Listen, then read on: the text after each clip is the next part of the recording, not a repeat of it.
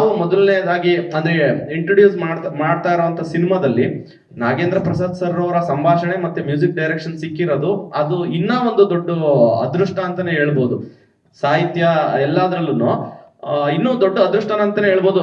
ನಾಳೆ ದಿನ ಎಷ್ಟೇ ಸಿನಿಮಾ ಮಾಡ್ಬೋದು, ಮೊದಲು ಅನ್ನೋದು ಇರುತ್ತಲ್ಲ, ಅವಾಗ ನಾವು ಅದನ್ನ ಹೇಳ್ಕೊಳಕ್ ಒಂದು ದೊಡ್ಡ ಹೆಮ್ಮೆ ಅಂತಾನೆ ಹೇಳ್ಬೋದು. ಸೊ ಮೊದಲನೇ ಸಿನಿಮಾದಲ್ಲಿ ಇಷ್ಟೆಲ್ಲಾ ಕಲಾವಿದರ ಜೊತೆ, ಡ್ರ್ಯಾಗನ್ ಮಂಚ್ ಸರ್ ಜೊತೆ, ಸಾಧು ಸರ್ ಜೊತೆ, ನಮ್ಮ ಕರಿಸು ಸರ್ ಜೊತೆ, ಶ್ವೇತಾ ಅವ್ರ ಜೊತೆ, ಇನ್ನು ಗಿಲ್ಲಿ ನಟ ಅವ್ರ ಜೊತೆ ಆಕ್ಟ್ ಮಾಡೋದಂತೂ ತುಂಬಾ ಒಳ್ಳೆ ಚಾಲೆಂಜ್.